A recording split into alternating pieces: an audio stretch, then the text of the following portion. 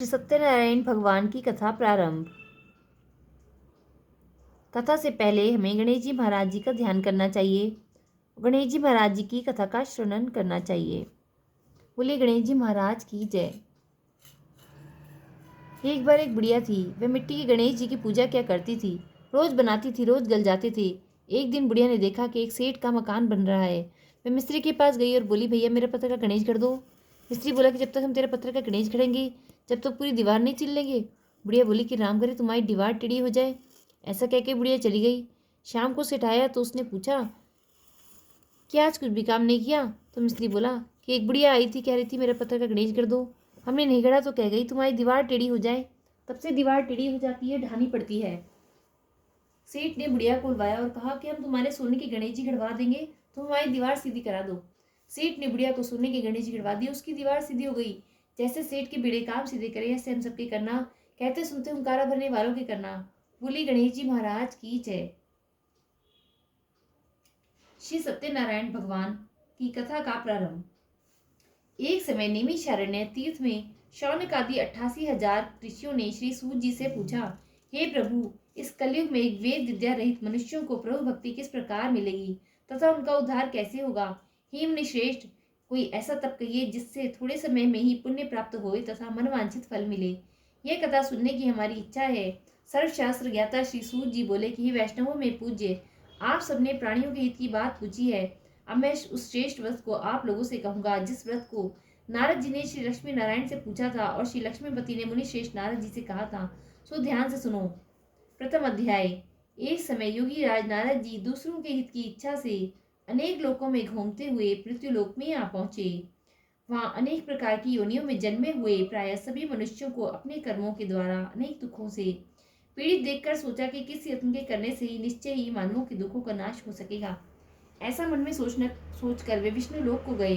वहां श्वेत वर्ण और 4 भुजाओं वाले देवों के ईश नारायण का, जिनकी हाथों में शंकर चक्र गदा और पद्म थे तथा वरमाला पहने हुए थे, देख कर स्तुति करने लगे कि हे भगवान, आप अत्यंत शक्ति से संपन्न हैं। मन तथा वाणी भी आपको नहीं पा सकती। आपका आदि मध्य और अंत नहीं है। आप निर्गुण स्वरूप सृष्टि के कारण भक्तों के दुखों को नष्ट करने वाले हो। आपको मेरा नमस्कार है। नारद जी से इस प्रकार की स्तुति सुनकर विष्णु भगवान बोले कि हे मुनि श्रेष्ठ, आपके मन में क्या है? आपका किस काम के लिए आगमन हुआ है? निसंकोच कहो। तब नारद मुनि बोले कि मृत्यु लोक में सब मनुष्य जो अनेक योनियों में पैदा हुए हैं, अपने अपने कर्मों के द्वारा अनेक प्रकार के दुखों से दुखी हो रहे हैं। हे नाथ, आप मुझ पर कृपा रखते हो तो बताइए, उन मनुष्यों के सब दुख तो तोड़े से ही प्रयत्न से कैसे दुख हो सकते हैं? श्री भगवान जी बोले कि हे नारद, मनुष्य की भलाई के लिए तुमने यह बहुत अच्छी बात पूछी है। जिस काम के करने से मनुष्य मोह से छूट जाता है वह मैं कहता हूँ। सुनो, पुण्य देने वाला स्वर्ग तथा मृत्यु लोक दोनों में दुर्लभ एक उत्तम व्रत है। आज मैं प्रेमवश होकर तुमसे कहता हूँ। श्री सत्यनारायण भगवान का यह व्रत अच्छी तरह विधान पूर्वक करके मनुष्य तुरंत ही यहाँ सुख भोग कर मरने पर मोक्ष को प्राप्त होता है। श्री भगवान के वचन सुनकर नारद मुनि बोले कि उस व्रत का क्या फल है, क्या विधान है, किसने वह व्रत किया है और किस दिन यह व्रत करना चाहिए, विस्तार से कहें। भगवान बोले कि दुख शोक आदि को दूर करने वाला, धन धान्य को बढ़ाने वाला, सौभाग्य तथा संतान को देने वाला यह व्रत सब स्थानों पर विजय करने वाला है। भक्ति और श्रद्धा के साथ किसी भी दिन मनुष्य श्री सत्यनारायण भगवान की शाम के समय ब्राह्मणों और बंधुओं के साथ धर्मपरायण होकर पूजा करें। भक्ति भाव से नैवेद्य केले का फल, घी, दूध और गेहूं का चूर्ण सवाया लेवे। गेहूं के अभाव में साठी का चूर्ण, शक्कर तथा गुड़ ले और साथ ही सब भक्षण योग्य पदार्थ जमा करके भगवान को अर्पण करें तथा बंधु बांधवों सहित ब्राह्मणों को भोजन करावें। तत्पश्चात स्वयं भोजन करें। नृत्य गीत आदि का आचरण कर श्री सत्यनारायण भगवान का स्मरण करता हुआ समय व्यतीत करें। इस तरह व्रत करने पर मनुष्यों की इच्छा निश्चय ही पूरी होती है। विशेष कर कली काल में मृत्यु लोक में यही मोक्ष का सरल उपाय है। इति श्री सत्यनारायण कथा का प्रथम अध्याय संपूर्ण। श्रीमन्नारायण नारायण नारायण भजमन नारायण नारायण नारायण। श्री सत्यनारायण भगवान की जय। द्वितीय अध्याय। सूत जी बोले, हे ऋषियों, जिसने पहले समय में उस व्रत को किया है उसका इतिहास कहता हूँ। ध्यान से सुनो। सुंदर काशीपुरी नगरी में एक अत्यंत निर्धन ब्राह्मण रहता था। वह भूख प्यास से बेचैन हुआ नित्य पृथ्वी पर घूमता था। ब्राह्मणों से प्रेम करने वाले भगवान ने ब्राह्मण का रूप धारण करके उसके पास जाकर आदर के साथ पूछा कि विप्र, नित्य दुखी हुआ पृथ्वी पर क्यों घूमता है? श्रेष्ठ ब्राह्मण बोला कि मैं निर्धन ब्राह्मण हूँ, भिक्षा के लिए पृथ्वी पर फिरता हूँ। हे भगवान, यदि आप इसका कोई उपाय जानते हैं तो कृपा करके कहें। वृद्ध ब्राह्मण बोला कि सत्यनारायण भगवान मनवांछित फल देने वाले हैं, इसलिए हे ब्राह्मण तू उनका पूजन कर, जिसके करने से मनुष्य सब दुखों से मुक्त होता है। ब्राह्मण को व्रत का सारा विधान बतलाकर ब्राह्मण का रूप धारण करने वाले श्री सत्यनारायण भगवान अंतर्ध्यान हो गए। जिस व्रत को वृद्ध ब्राह्मण ने बतलाया है मैं उसको अवश्य करूंगा। यह निश्चय करने पर उसे रात में नींद भी नहीं आई। वह सवेरे उठ सत्यनारायण भगवान के व्रत का निश्चय कर भिक्षा के लिए चला। उस दिन उसको भिक्षा में बहुत सा धन मिला, जिससे बंधु बांधवों के साथ उसने श्री सत्यनारायण भगवान का उत्तम व्रत किया। इसके करने से वह विप्र सब दुखों से छूटकर मोक्ष को प्राप्त हुआ और अनेक प्रकार की संपत्तियों से युक्त हुआ। उस समय के बाद वह विप्र हर मास को व्रत करने लगा। इस तरह सत्यनारायण भगवान के व्रत को जो करेगा वह सब पापों से छूटकर मोक्ष को प्राप्त होगा। आगे भी पृथ्वी पर श्री सत्यनारायण भगवान जी का यह व्रत जो करेगा वह मनुष्य सब दुखों से छूट जाएगा। इस तरह नारद जी से नारायण का कहा हुआ यह व्रत मैंने तुमसे कहा। हे विप्रो, मैं अब और क्या कहूँ? ऋषि बोले कि हे मुनिवर, संसार में उस विप्र से सुनकर किस किस ने इस व्रत को किया है, हम वह सब सुनना चाहते हैं। इसके लिए हमारे मन में श्रद्धा है। सूत जी बोले कि हे मुनियो, जिस जिसने इस व्रत को किया है वह सब सुनो। एक समय भी एक विप्र धन और ऐश्वर्य के अनुसार बंधु बांधवों के साथ व्रत करने के लिए तैयार हुआ। उसी समय एक लकड़ी बेचने वाला बूढ़ा आदमी आया और बाहर लकड़ियों को रखकर विप्र के मकान में गया। प्यास से दुखी लकड़हारा उनको व्रत करते देखकर विप्र को नमस्कार करके कहने लगा कि आप यह क्या कर रहे हैं? इसके करने का क्या फल मिलता है, कृपया कर मुझसे कहो। ब्राह्मण ने कहा कि सब मनोकामनाओं को पूर्ण करने वाला तथा श्री सत्यनारायण भगवान का व्रत है। इसकी ही कृपा से मेरे यहाँ धन धान्य आदि की वृद्धि हुई है। विप्र से इस व्रत के बारे में जानकर लकड़हारा बहुत प्रसन्न हुआ। चरणामृत ले और प्रसाद खाने के बाद अपने घर को गया। लकड़हारे ने अपने मन में इस प्रकार का संकल्प किया कि आज ग्राम में लकड़ी बेचने से जो धन मिलेगा उसी से मैं श्री सत्यनारायण भगवान का उत्तम व्रत करूंगा। यह मन में विचार कर वह बूढ़ा आदमी लकड़ियों को अपने सिर पर रखकर जिस नगर में धनवान लोग रह रहे हैं वह ऐसे सुंदर नगर में गया। उस रोज वहां पर उसे उन लकड़ियों का दाम पहले से चौगुना मिला। तब वह बूढ़ा लकड़हारा दाम ले और अति प्रसन्न होकर पक्के केले की फली, शक्कर, घी, दूध, दही और गेहूं का चूर्ण इत्यादि श्री सत्यनारायण भगवान के व्रत की कुल सामग्रियों को लेकर अपने घर गया। फिर उसने अपने भाइयों को बुलाकर विधि के साथ भगवान जी का पूजन किया और व्रत किया। इस व्रत के प्रभाव से वह बूढ़ा लकड़हारा धन, पुत्र आदि से युक्त हुआ और संसार के समस्त सुख भोग कर बैकुंठ को चला गया। इति श्री सत्यनारायण भगवान कथा का द्वितीय अध्याय संपूर्ण। श्रीमन्नारायण नारायण नारायण भजमन्नारायण नारायण नारायण।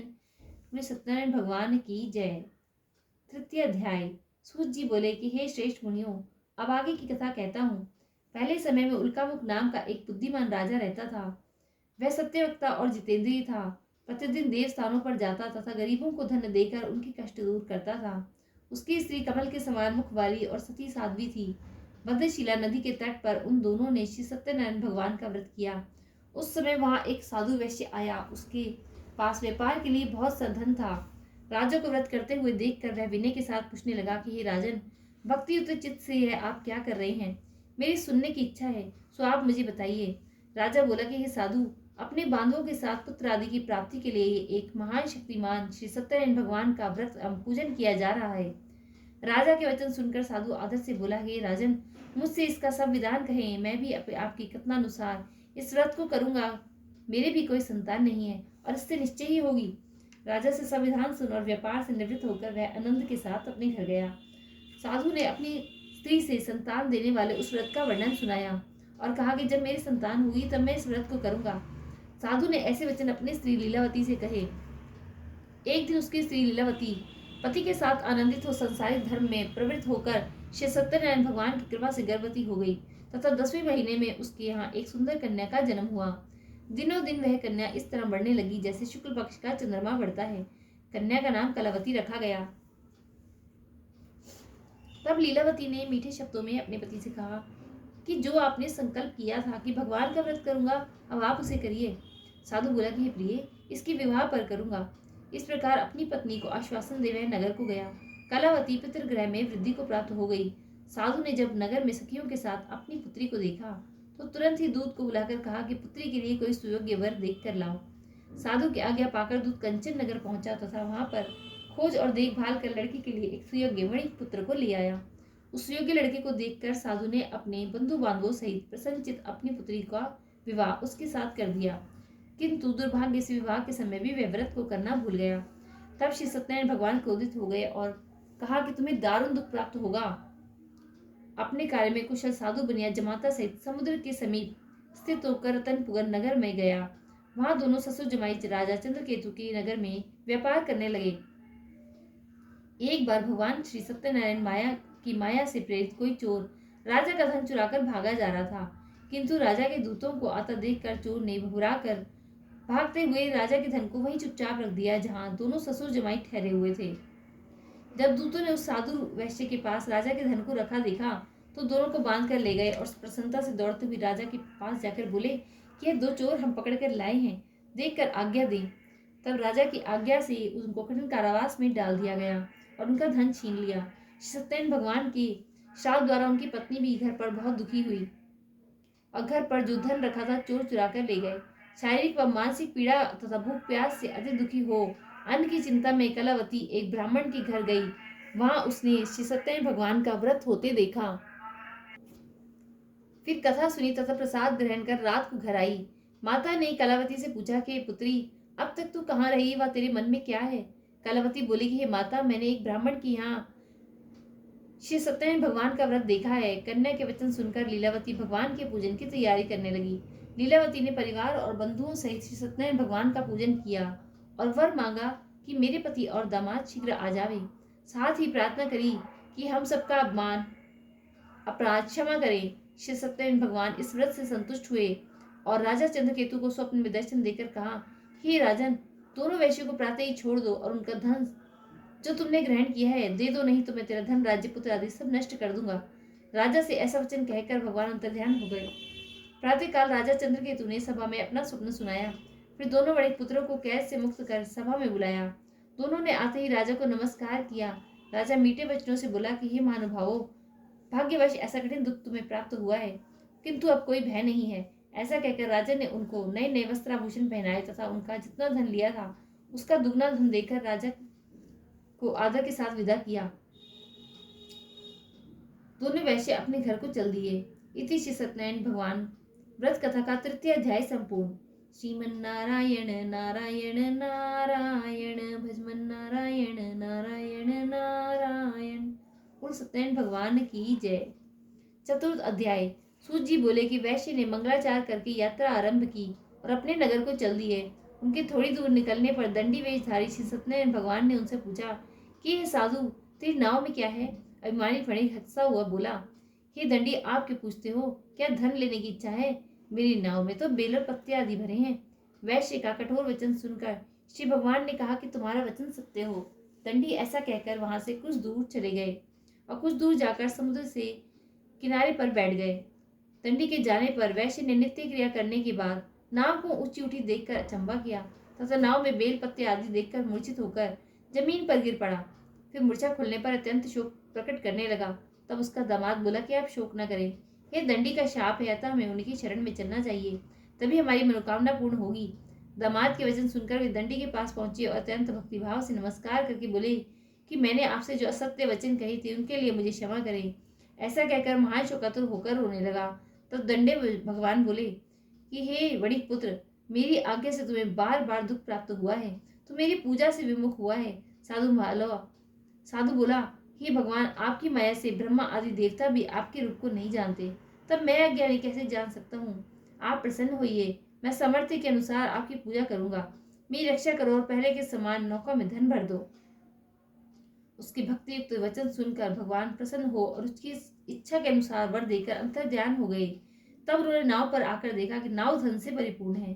फिर वह श्री सत्यनारायण भगवान का पूजन कर साथियों के सहित अपने नगर को चला।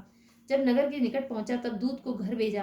दूत ने साधु के घर जाकर उसकी स्त्री को नमस्कार करके कहा कि साधु अपने इस दामाद सहित इस नगर के समीप आ गए हैं। ऐसा वचन सुनकर साधु की स्त्री ने बड़े हर्ष के साथ श्री सत्यनारायण भगवान का पूजन कर पुत्री से कहा कि मैं अपने पति के दर्शन को जाती हूँ, तो कार्य पूर्ण करके शीघ्र आना। माता के ऐसे वचन सुनकर कलावती प्रसाद छोड़कर जल्दी में पति के पास गई। प्रसाद की अवज्ञा के कारण सत्यनारायण भगवान रुष्ट हो गए और उसके पति को नाव सहित पानी में डुबो दिया। कलावती अपने पति को न देखकर रोती हुई जमीन पर गिर गई। इस तरह नौका को डूबा हुआ तथा कन्या को रोता हुआ देखकर साधु दुखी होकर बोला कि हे साधु, हे प्रभु, मुझसे या मेरे परिवार से जो भूल हुई है उसे क्षमा करो।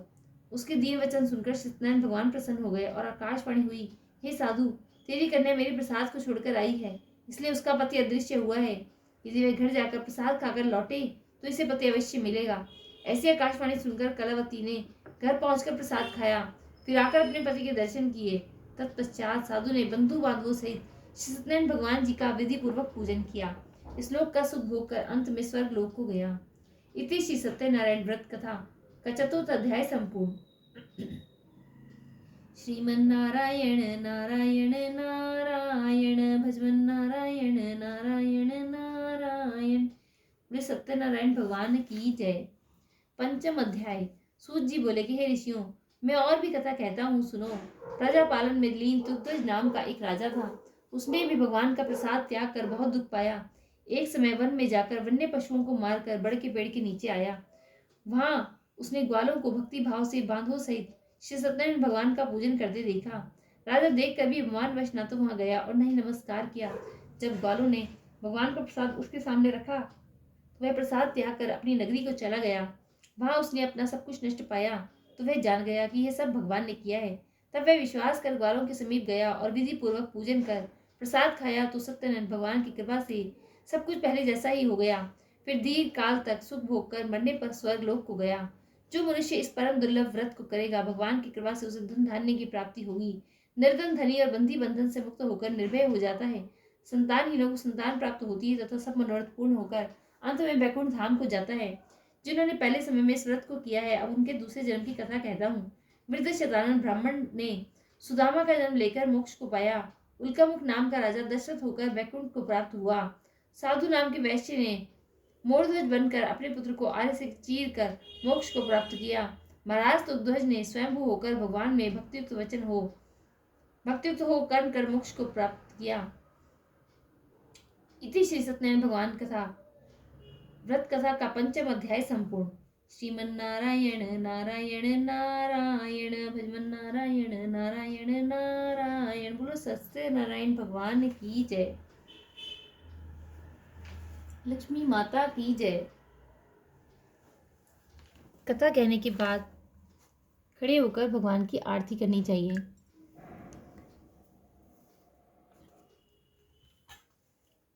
ओम जय लक्ष्मी रमणा स्वामी, जय लक्ष्मी रमणा। सत्यनारायण स्वामी जनपातक हरण। ओम जय लक्ष्मी रमणा रतन जड़ित सिंहासन।